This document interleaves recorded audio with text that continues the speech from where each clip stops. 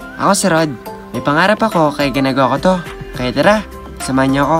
Hi mga karot, ngayong araw nga pala ay araw na linggo kaya magsisimba na naman ako. Nagpatid na nga ako dito kay Papa kasi napakainit na ang sinag ng araw. At pagdating ko nga dito sa church hindi pa lang nga mga tao dito. Pero maya-maya lang siguro pupuno na itong church namin na to. Pagdating ko nga dito kumuha na ako ng tinapay kasi nagugutom ng mga bulati ko sa tiyan. Chararot! Ito nga mga tinapay na to binibili ng pinakamamahal naming pastor. Pero wala nga ang pinakamamahal naming pastor dito kasi nag-celebrate sila ng anniversary sa Singapore. Napasana all na lang ako dito kasi pupunta pa sila ng ibang bansa para lang i-celebrate ang anniversary nila. Kapag kasi sila mama lang ang nag-anniversary, pupunta lang sila sa SM, sa malapit. Chararot!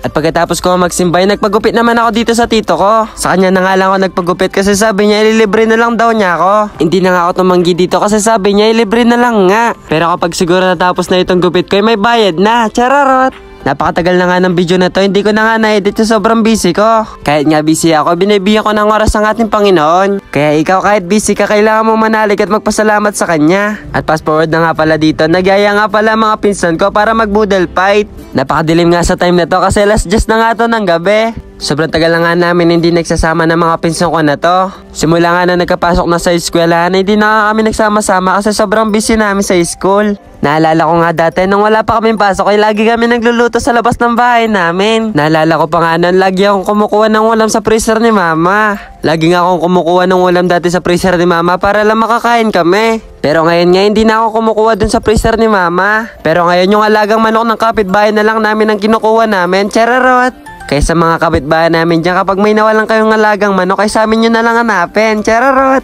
Kumuha nga kami ng dahon ng saging kaganina. Saging na lang nga ang gagamitin namin kasi mas masarap kumain dito. At pwede din to sa mga tamad magugas ng mga plato. Lahat nga kami dito ay tamad magugas ng mga plato kaya dito na lang kami kumain sa dahon ng saging. Ito nga ang ulam namin dito, hindi ko nga alam pangalan nito, basta ang pagkakalam ko ay kaldereta yata to. Chararot! Ito nga ang kaldereta nito ay nanggaling pa kay Lola Sel. Nanggaling to kay Lola Sel kasi kasama namin dito ang kanyang apo. Hindi nga alam ni Lola Sel to kaya sana kapag napanood mo tong video, Lola Sel ay huwag na kaming pagalitan. Chararot! Pero joke lang yun, hindi nga kami papagalitan kasi napakabait sa amin ni Lola Sel. Napakabait nga ni Lola Sel sa akin kasi kapag may ulam sila ay binibigyan ako sa tindahan. Sa sobrang bait nga sa akin ni Lola Sel ay tinuring ko na din siyang lola. Totoo nga sinasabi nila kapag nga naging mabait ka sa kapwa mo ay magiging mabait din sila sa'yo. Kaya kung hindi ka mabait sa mga kapwa mo ay maging mabait ka na kasi kapag naging mabait ka ay madami magmamahal sa'yo. Kung nagustuhan mo itong video pa share, like and follow mo na din para lagi kang updated sa mga video ko. Kaya kakain na muna kami, hanggang dito na lang. Salamat!